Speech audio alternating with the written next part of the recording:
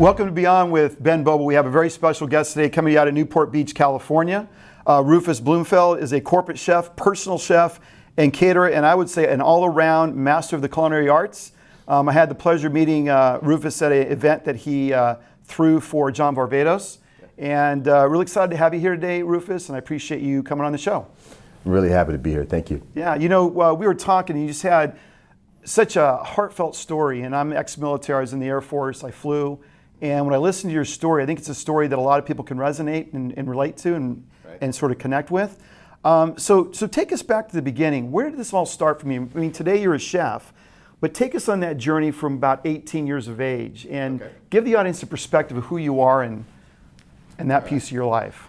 All right. Well, I'm really a farm boy. I give all the credit that's due to first to God, and secondly to having great grandparents who took the time to raise me when my parents were having some issues. So my parents and my great grandparents raised me, and my great grandmother taught me to cook when I was 6, not thinking that when I joined the military I could use that skill.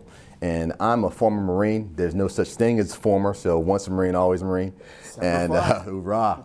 And you know, it was great whenever we'd go out in the field and they'd give us those horrible C rations or MREs to eat, and then you're looking around at it, you're like, hey, look, I don't want to eat this crap. We're out here, and who knows if we're going to take fire or not. So finding things that are natural in the area, like certain roots and herbs, and mixing it and adding a little fire to it, a little heat, a little water, whatever, a little Tabasco, and then you make a meal and you're eating something that's really healthy. Other people are seeing it, and then they're saying, hey, can you do that for me? Hey, can you do that for me? And next thing you know, you're making meals for the entire platoon. And I wasn't a cook in the military. I was a 2531. I was a radio operator. So my job was to try to keep calm up and not get my head blown off. So let's go back. Your grandma taught you to cook at 6. Yes, sir. Did that instill a passion for food at that age, or was it just like, hey, I'm hanging with grandma, she's amazing, and I'm cooking with her? I mean, what did that do to you, and what did you cook at 6? It's funny that you mentioned that. My grandmother taught me how to cook simply because I think it was more out of necessity. For me, we got up very early in the morning because we were farmers, and she would always get up earlier than us, and she would cook this great breakfast for us.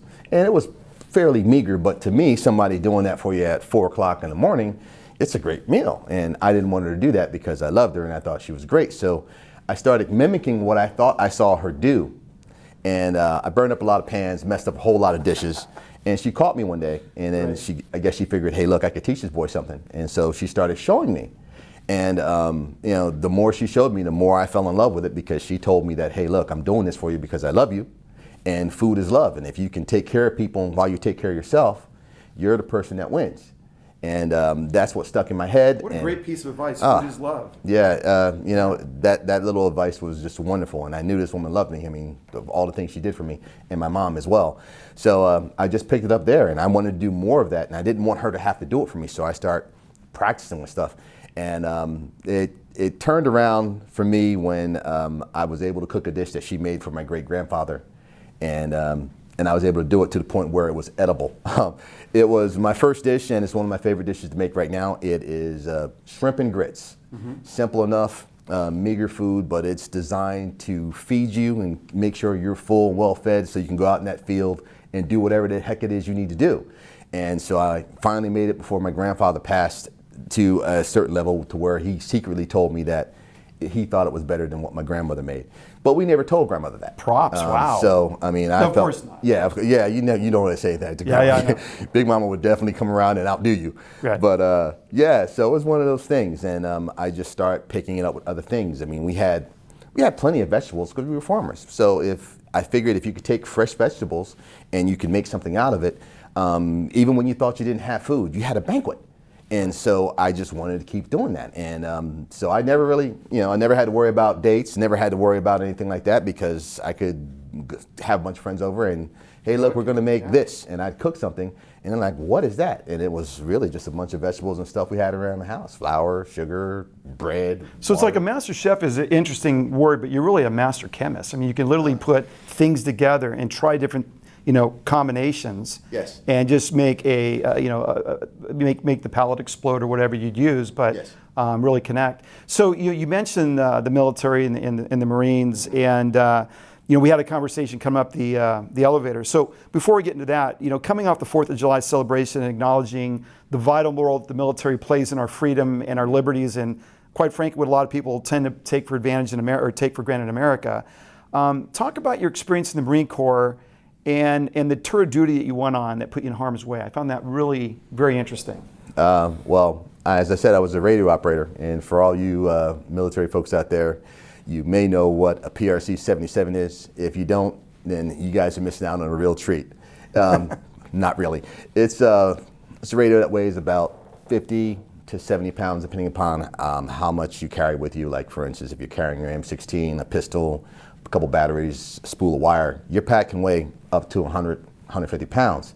And you have to maintain calm at all points, or else, your buddies or your brothers or your sisters, they're gonna die. You need to have calm up. And because I was pretty good at it, my CO was like, look, you're my radio operator. You need to make sure that calm is up, and you need to protect us as well, and I need to protect you. So we were really tight.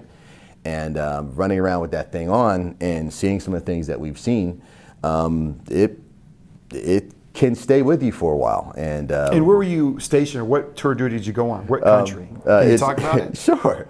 It's funny. I was stationed at Camp Pendleton. I was in for 4 years, but my units were deployed for approximately 3 years out of the 4 years. And the only places, I tell people, just to make it easy, the only places we didn't go is the one place I really wanted to go, and that was Europe.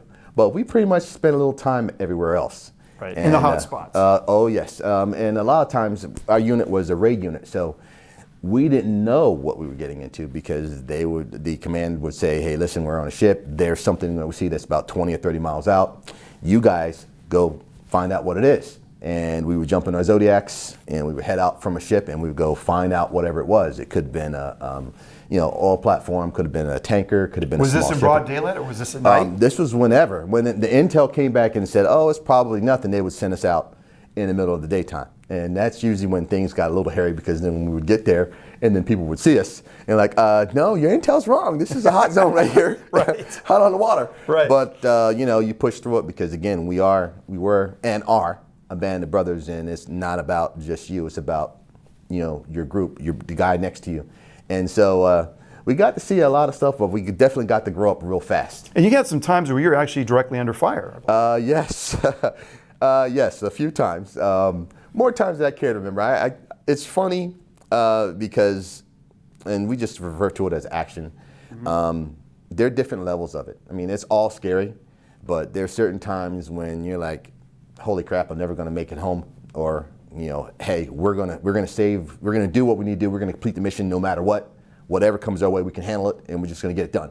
And that's what we did. And so the collective conscious of the people in your group, that energy, that perspective, is really what drove drove the team through some very tough spots. Yes, even when there were some folks that were injured or what have you, they didn't care about the injuries. I've had plenty of injuries where I'm like, okay, fine, I know this hurts, but it's going to hurt more if I'm not there to support my team. Right. And so the injuries went to the back of your mind.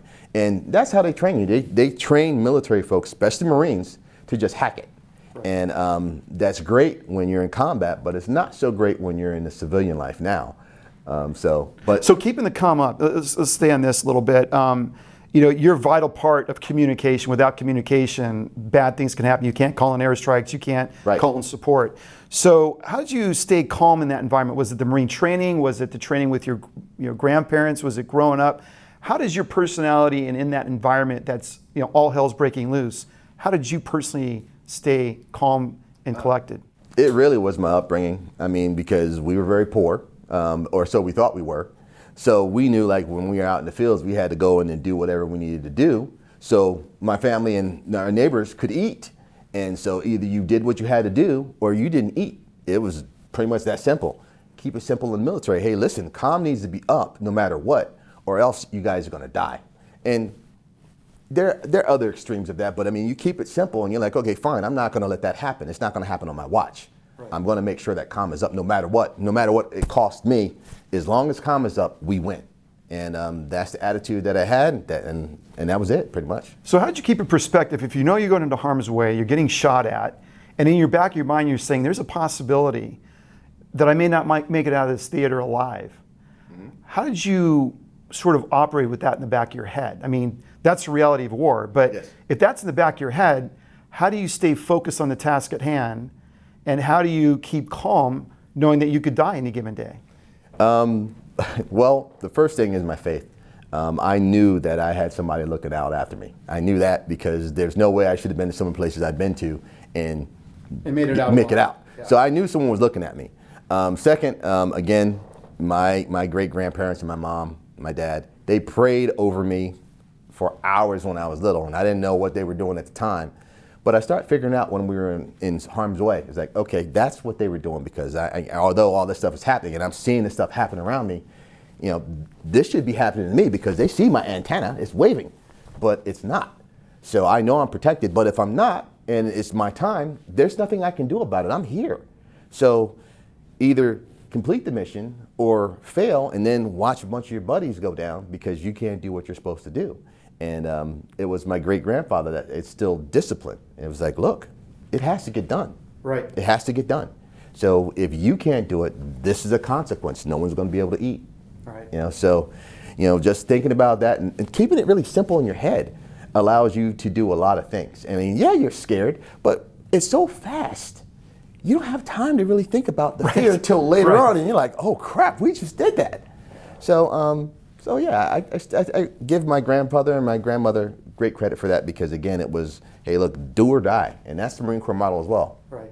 And you're in some situations where it really is life or death. So we all know in the military that, you know, as you go through that, there's a collection and there's a collective of PTSDs. There's so many extreme experiences as compared to the civilian world that are sort of building up and stacking on one another. And yet in that environment, you're protected, in the sense you've got camaraderie, you've got that connection. Right. And then here you're thrusting now to the civilian world. So talk to us a little bit about how your military experience, what was that transition like to the civilian world, given that background, that backdrop?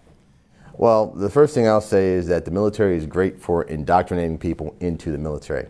They're not so great in indoctrinating people back into civilian life. And unfortunately, they're not going to come help you. You have to go find your help. And Marines in general, and I'm sure a lot of our other military personnel, we're wired to just hack it. So I don't need help, even if we really need help. And that was my case for a long, long time. And luckily, you know, I have a wife that understood, that first took pity on me and agreed to go out on a date with me after I got out of the Marine Corps, because I was really messed up. Mm-hmm. And she stuck in there with me, and whenever I would have some of the nightmares or some of the issues with PTSD, post-traumatic stress, and you know, things that I always thought was normal, like for instance, walking perimeter in your house, walking perimeter around your neighborhood, and you live in Irvine. You know, your kids going to school and you're staking out the school. Literally, I mean, you know all the exits. When you walk into a place, you know every exit, sitting with your back to the wall. Just that thousand mile stare that you just have, and what I call being on. So something can happen, I don't know, maybe the lights turn off or something, and you're hyper aware. Yeah. And that's great if you're in a firefight, but if you're at home with your kids or your wife, or you're with your friends and you're on, you know, it's not so great for everyone else, because you know, I always feared that they saw me as something else that I wasn't, you know, and it's very, very draining. Right. So, yeah, it's kind of so like that. we were coming up the elevator, and I, for the audience to understand, you've been out of the Marines since when? What date? I got out of the Marine Corps since 1991. Okay, so 1991, and we were coming up the elevator, and we were talking about 4th of July celebration, and I think you said that this is the first time you've experienced 4th of July in how many years? I would say it's close to 25 years. 25 years, because obviously with the 4th of July, there's explosives and there's smells, and yes, it takes you back to those times, and that was in 91. So talk a little bit about, again, that transition of things that we take for granted in celebrating our freedom and independence, what it took to get that, you couldn't really enjoy for 25 years, because you're still working through this this piece of your life. Yes, Ben. It's been pretty crazy. I mean, I thought that I was a real hindrance on my family for going out and doing things like being in large crowds. You're in a large crowd. You're at a celebration. You're supposed to be celebrating. Well, not me. I'm on. Right. So everyone else around me, they would recognize that, and I felt they would shun me, and they probably should have, because if they got too close, there's no telling what would have happened. But with fireworks would definitely change the mood of the entire party. It would not be good for anyone else. So I would just eliminate myself from those celebrations. And I have a family, and so they want to go see fireworks, or they want to go to the beach, or they want to go do these things. And I knew that I could go, but I knew it would change their mood because I would be on. And that's just, not good for anyone else, especially when you're trying to play with your kids, what have you, and you're hyper aware and you can't focus on your family or focus on the things you should focus on. So this year was interesting. So headphones, dark glasses, sitting out on the patio with a group of friends. I know I was shaking, but I managed to sit through about 20 minutes of it. And I've been trying for years. Right. And sometimes I would just make it out the front door and get to the car, or get close to the car, and it would just overcome me. And it's like, I can't. I'm not going to be that guy you guys want to be around. And luckily, after the years, my wife and my kids, they understood, so they would just go without me. And I would literally lock myself in my apartment, find a dark room, put on glasses, blast music, just so I wouldn't have to hear the sounds of 4th of July. And the smells, which I just recently found out, set me off. As a trigger as well. Yeah. Oh yeah. So thought I had to set the lights and everything handled, and then a young kid had some type of firework, and there was a sulfur-like smell, and I got a whiff of that. Instantly, it took me back to a time that wasn't so great, and I was back in the apartment. So. It's like your brain is programmed for certain things to react in certain ways. And, shout out to all the military veterans. And I think as Americans, I think it's less than 1% have been enlisted in the military. We have the most powerful military on the planet. Yes. And yet you're just sort of a microcosm of a lot of people where they have real struggles to integrate back into society, to live a normal life that we just take for advantage because of the mental aspects you experienced in war. But on the sort of the converse side of that, or the other side of that, it really says and speaks to your mental toughness, because there's not a lot of people I know in corporate America that have reached some level of success that have this level of mental toughness. And I just want to give you a prop for that, because what you take for granted, how you live your life every day, really requires a mindset and a discipline and toughness to accept what you think is normal. Most people would say, how do you deal with that? Right? I mean, people have headaches and migraines and other medical issues. You have something that was sort of inflicted by war, a mental state that you're trying to work through, puzzle through, and manage. And you have wife, 2 beautiful daughters. We'll talk about in a second your business you started. That takes a lot of fortitude, a lot of belief in God, but a lot of mental toughness. So, to me, it's congratulations. That's highly impressive. Thank you very much. Again, I had great grandparents. If you guys have a grandparent out there and they're trying to tell you about something and you think it doesn't mean anything, I'm just going to ask you to pause for a second and just think about the words they're saying, because there's a lot of knowledge. They've seen a lot. And some of the things that I got to witness, I mean, my great-grandfather hadn't seen anything like that, but he could relate. And so some of the old things, some of the mannerisms of old people sometimes can help you out a lot. And I give them all the credit, because again, it's just like, okay, fine. This is a situation. This is probably what's going to happen. You guys probably won't make it out of here, and you accept that and say, okay, well, fine. Well, the mission is the mission, and we're doing this for the right reasons. We're doing this to help people, and it has to get done. Why not me? So, right. That's powerful. Thank you. Back after this message from our sponsor. Serenitex is focused on eliminating the biggest challenge to migraine management, namely the subjective diagnosis of migraines and standard migraine drug therapy that results in undesirable effects and unproven results. Healthcare and lost productivity costs from migraines is $78 billion a year, and employers lose 113 million lost workdays from migraines. But did you know that more than 95% of those with chronic migraines have never sought help, received a diagnosis, or been treated? Serenitex has discovered a patentable technology solution for the non-invasive detection and screening of migraines. We've tested our approach on actual migraine patients, and it works. To learn more, visit serenitex.com. Welcome back to Beyond. We just got done talking about this incredible journey out of the military and some of the impacts of that experience in the military on your mind, on your ability to transition into the civilian sort of world. And when I think about you, not only do you have a tremendous mental toughness, but obviously you like to take risk. I mean, by the idea of going into a firefight and maintaining your control and calm and taking on that challenge and risk, it seems to me that you have a DNA that's more or less risk averse, shall we say. Right. But as you think about transitioning into the civilian world, you had a number of corporate jobs. You had a very secure corporate job. You're in the money. You had tremendous security, certainty. And then you decided in 2016 to take this big leap and totally make a total shift transition into a whole new career, being a corporate chef. Right. So talk to us a little bit about the motivation to take that step, because a lot of people, the idea of doing something radically different than what they've been doing, and the idea, the fear that goes with that thinking, and the risk in their mind. Plus, you have 2 kids and a wife, 3 kids. Sorry. What motivated that transition in 2016? Well, it's interesting because the job I had when I got out of the Marine Corps, I worked in the technology field. I worked at one place for over 20 years. I worked at a company called Ingram Micro and sold technology. But it was my family. I was traveling 60% of the time, and my son was very young. And, I wanted to see them more, but I just didn't have a way of doing it. And I did not look into my military benefits up until about 2015, 2016. And my wife nagged me. Well, she didn't nag me. She asked me pretty much very, very passionately, let's put it that way. For over 20 years, she asked me about checking into my benefits. And I was like, you know what, I'm fine. I can hack it. Whatever's going on, I can hack it.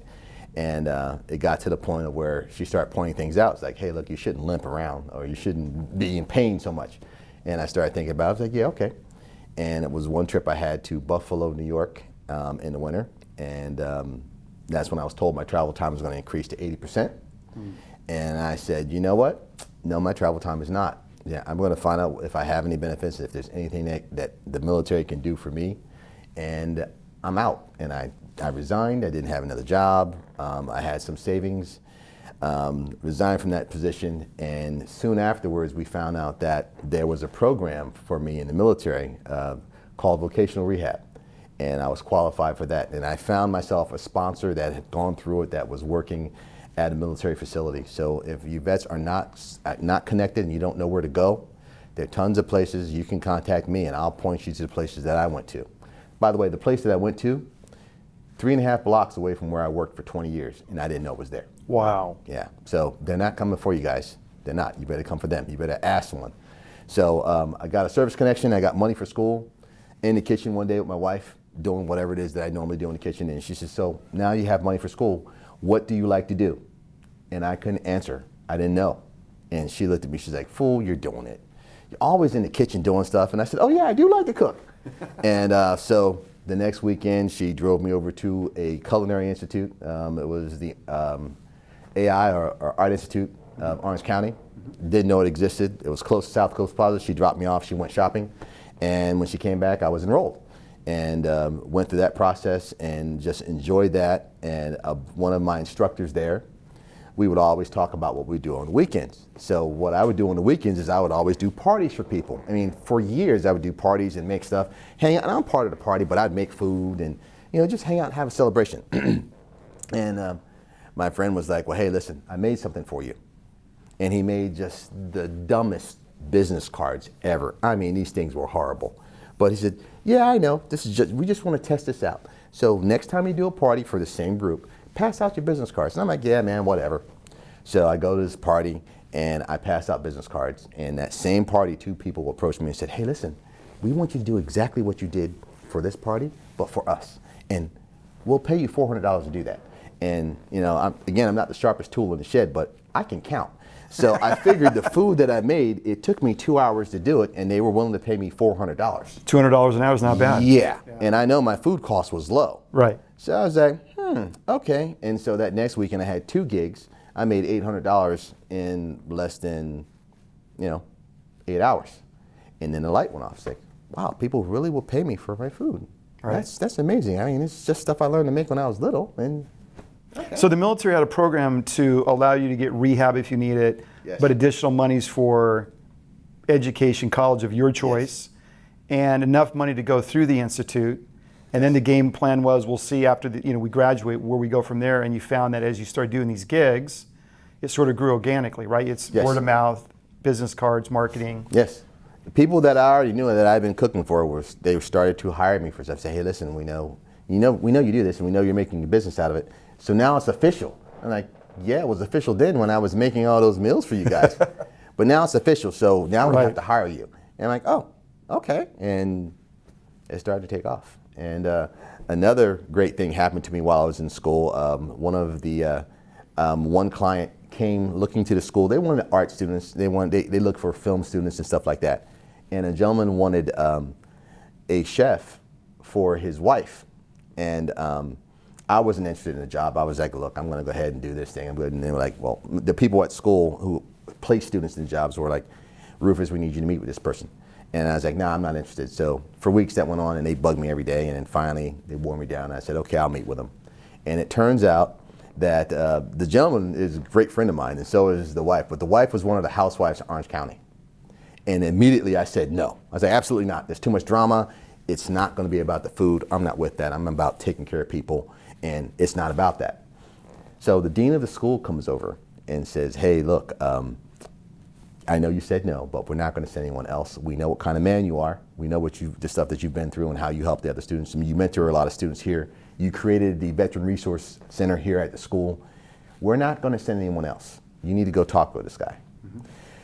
So, which school is that, by the way? This was the Art Institute of Orange County. Okay.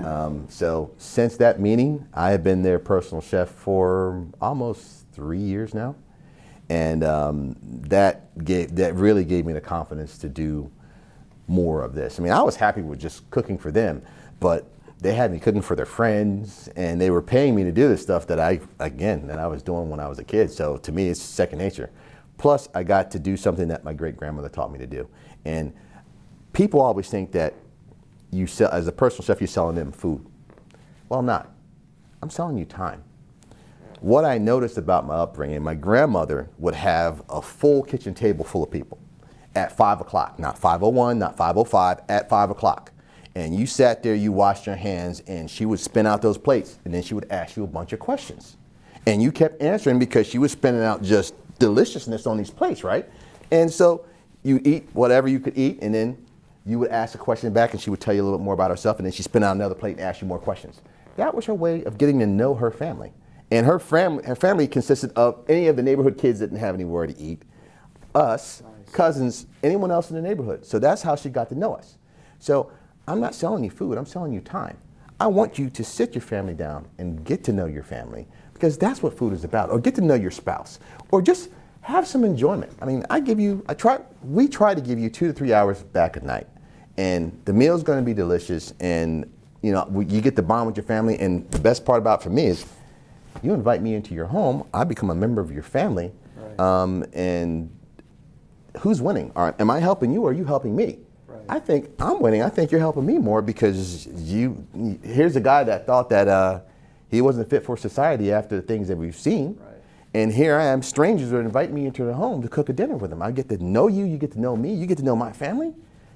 It's awesome. It's a win-win. It's awesome. Yeah. So yeah, that was it sort of fits with your outgoing, dynamic personality, and you're definitely a people person, and that's awesome, right? You have the ability to link in with what you love doing, and also sort of foot the bill with the relational piece. So yes, so for most people that want to become a chef at 20, they probably think of Gordon Ramsay, and they think right. about Hell's Kitchen, and it's boot camp, and they're going to kick your ass sometimes and make life really difficult for you. Right. So what would you say are the common myths or misconceptions about becoming a chef? Because you've been doing this at 6 with your grandma, and you guys obviously you learned a lot along the way in the military, and through some good fortuitous and faith and certain things that happened with you, you're now in a position you're in. But for the person just starting out in their 20s, what are some lookouts or watchouts or misconceptions about becoming a chef? Okay.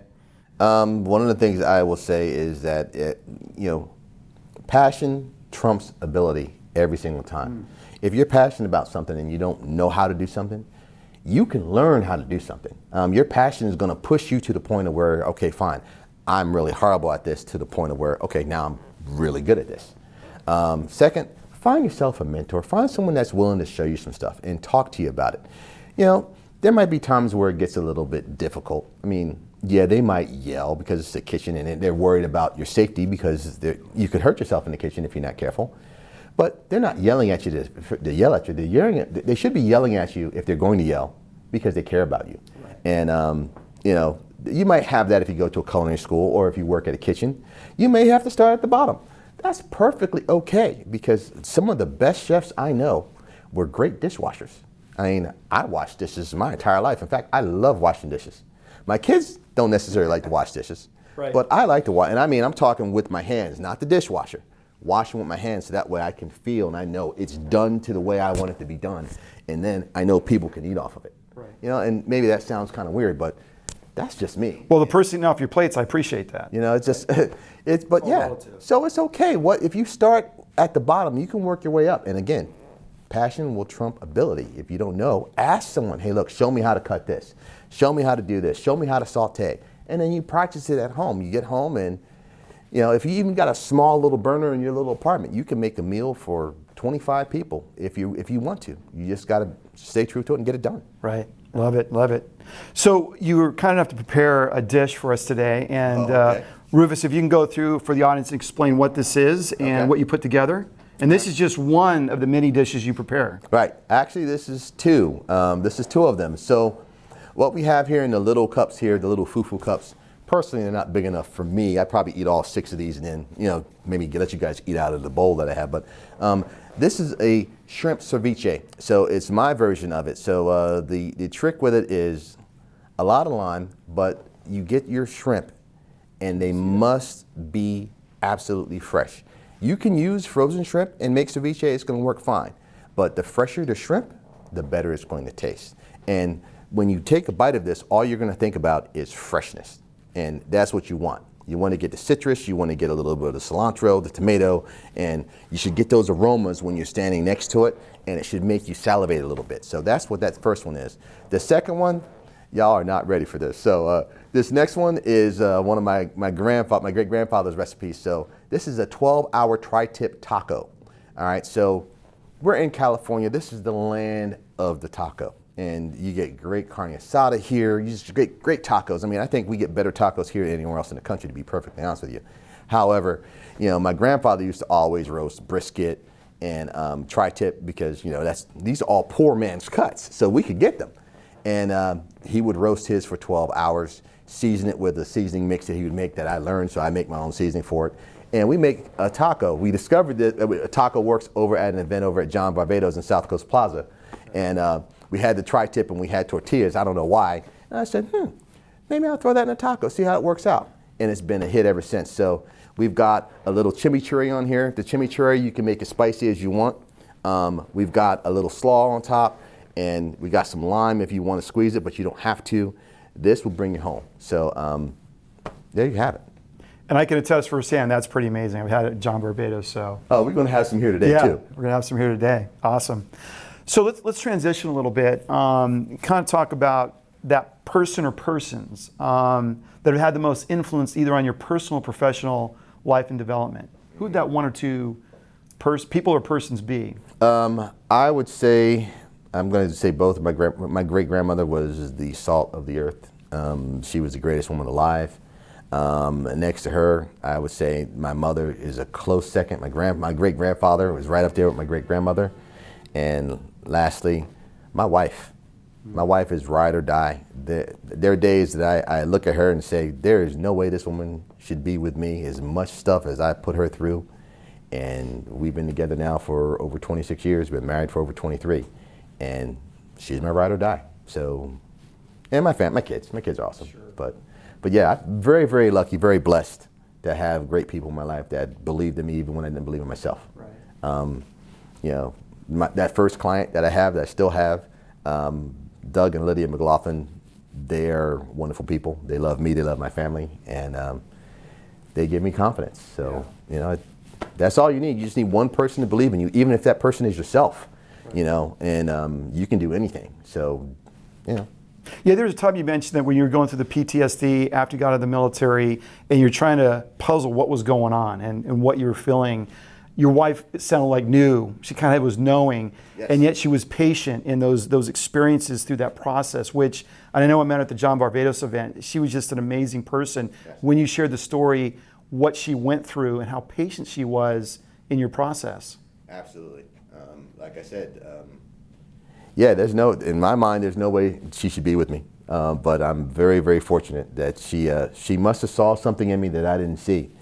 And when we met, it was kind of like I saw something in her that I felt I needed in my life. And I didn't know.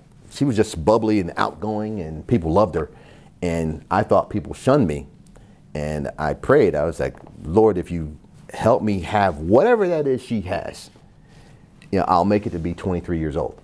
And got the courage to ask her out on a date. And she went on a date with me, and that was it. The rest is history. Yeah.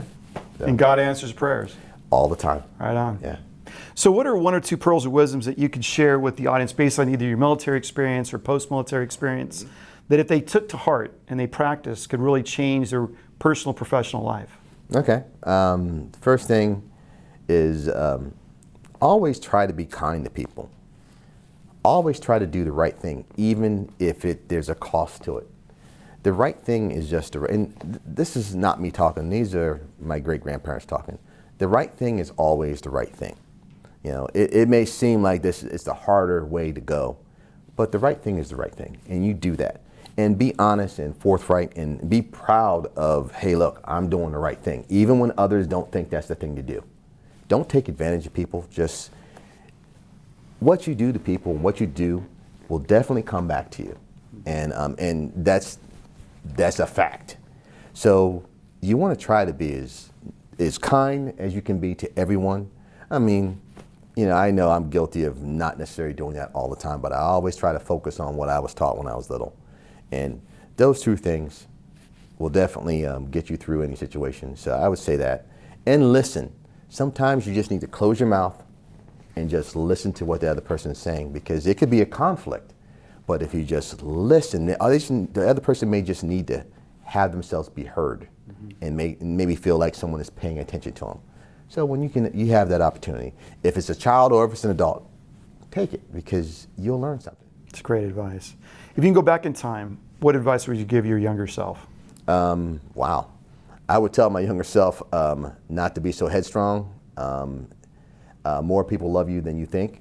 And just because you're poor, it doesn't make you any less better than anyone else. Right. 100%. Great. Is there anything else you'd like to share with the audience that we haven't covered? Oh, wow. Well, the only other thing is, I guess, I am a food geek. This is all that I do. My wife knows not to ask me to pick out furniture, hang any pictures, do anything mechanical around the house, because it's going to be a disaster. But I can cook. And, I would love to just cook for as many people as possible, because, again, food is love. And I would love to share what my grandmother showed a lot of people. So, Rufus, where can the audience learn more about you? Oh, okay. Well, I do have an Instagram page that has my information on it, shows my photos and everything like that. May I show this? Please. Okay. Yeah, absolutely. Okay, so I don't have a website yet. I just have an Instagram page, and that is Rue the Baker. So the funny part about that is Rue, that's RUEDABAKER. That's my childhood nickname. And the funny part about it is I didn't realize that was going to be my business name either. But so I'm having Thanksgiving with Martine and my uncle and his kids. They're at my apartment. And I'm like, okay, fine, we're going to go ahead and do a business. I just need a name for it. My uncle starts to chuckle a little bit. And he's like, yeah, Rutabaker. And I thought he was calling me. I was like, yeah, what do you want? He says, no. That's your nickname. Yeah. And I said, well, okay. And he says, yeah, you remember when you were little, we'd get up on the farm we'd get up, we're going to work the fields, and you were already up and you baked everything that you needed to bake, and you ate before all of us did because you cooked it? Said, yeah, well, quality control. He said, yeah, that's why we called you Rutabaker. So I'm like, oh yeah. Rutabaker, I like it. It seems like it just fell into place. But my Instagram is my name. My Instagram is Rutabaker, and my Gmail is rufusbloomfield@gmail.com. And that's my cell phone number. Call me. Ask me questions about food. Ask me about something you're making for dinner. I will help you, because, again, I know it comes back around. So I appreciate it. Awesome. Just Thanks for the opportunity. I mean, this is a great opportunity just to be here. So. Yeah. No, Rufus, this is a great show. Thanks for all your time on coming on Beyond and sharing your story, your journey, and your passions today. That's it from Beyond, coming to you from Newport Beach, California. Wardrobe today provided by John Varvatos. Check him out. I think it was Jose that set me up yesterday. He's a great guy down there. The whole team is phenomenal down there. They're very personal. They're very relational in what they do. And remember, you can find out more about Beyond Ben Bobo on the net, beyondbenbobo.com, or on YouTube, Beyond Ben Bobo. Hit like and subscribe to see more shows. And until next time, remember, becoming is better than being.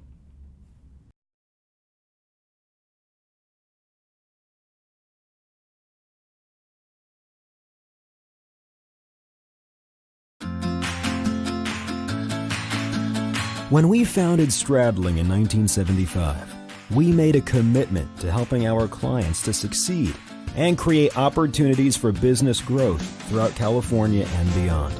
Our people share cutting-edge focus in guiding the critical transactions and disputes of our clients. And we've developed a deep bench of contacts and resources to get the job done. As trusted advisors to technology, life science, software, and medical device companies, we've invested in building our expertise, developing the best of legal talent, and the readiness to serve the business community. From our commitment to our clients to our deep involvement in the communities we serve, we understand our job is your success.